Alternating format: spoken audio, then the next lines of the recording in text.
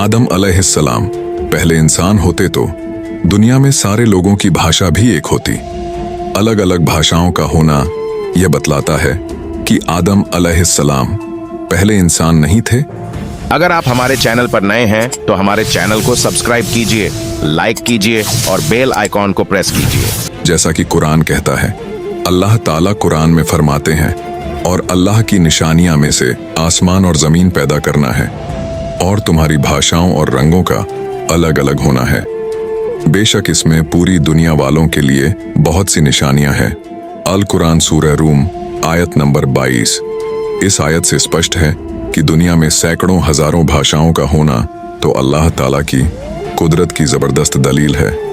जिस तरह से अल्लाह ने एक ही जोड़े आदम और हव्वा अलैहिस्सलाम से दुनिया की तमाम नस्ल और रंग के इंसानों को वजूद में लाया और फिर वे अलग अलग इलाकों और जगहों में बसते चले गए, उसी तरह अल्लाह ने आदम और हव्वा अलैहिस्सलाम की भाषा के जरिए दुनिया की तमाम भाषाओं को उत्पन्न किया। और फिर जब अल्लाह ताला ने अलग अलग कौमों में नबी भेजे और उनको आसमानी किताबें दी तो वह किताबें भी अलग अलग भाषाओं में भेजी जिन्हें उस कौम के लोग बोलते थे। जैसे मूसा अलैहिस्सलाम जिस इलाके में भेजे गए वहाँ के लोगों की ज़बान इब्रानी थी, इसलिए अल्लाह की किताब तौरात भी इब्रानी भाषा में भेजी गई। अरब के लोगों की ज़बान अरबी थी, इसलिए कुरान अरबी में उतारा गया। दुनिया में आज 7000 से भी ज़्यादा भाषाएं हैं। उनमें से हर एक की अपनी अलग खूबसूरती और खुसूसियत है। अगर आप हिंदी को देखें तो हिंदी का अपना अंदाज, लबो लहजा, शायरी और मुहावरे हैं। उर्दू हिंदी के मुकाबले में अपनी अलग पहचान और खूबसूरती रखती है। साथ ही इन भाषाओं के और भी कई फायदे हैं, जैसे हर सभ्यता और उसका दौर इन भाषाओं के जरिए पता चलता है। किसी भी देश जगह की संस्कृति, तौर तरीके आदि को जानने में उस जगह की भाषा का ज्ञान सबसे ज्यादा मदद करता है। अगर दुनिया में सिर्फ एक भाषा होती तो अलग अलग भाषाओं को सीखने और उनसे तमाम फायदे हासिल करने से इंसानियत महरूम हो जाती। अतः इन भाषाओं का वजूद में आना और इंसान को उसका इल्म कराना अल्लाह की निशानियों में से है। आज मॉडर्न लिंग्विस्टिक यानी आधुनिक भाषा विज्ञान भी विभिन्न भाषाओं की उत्पत्ति का इसी और इशारा करता है।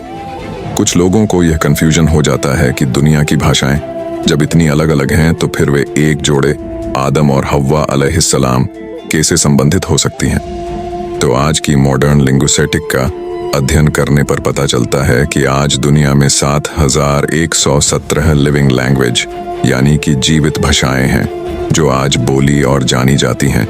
इसके अलावा कई डेड और विलुप्त भाषाएं भी हैं। यह सभी भाषाएं किसी न किसी एक मूल भाषा से निकली हैं जिन्हें प्रोटो लैंग्वेज के नाम से जाना जाता है। कई प्रोटो लैंग्वेज आज डेड या विलुप्त भी हो गई हैं, यानी उनमें से निकली भाषाएं तो आज जीवित हैं लेकिन वे खुद जीवित नहीं हैं।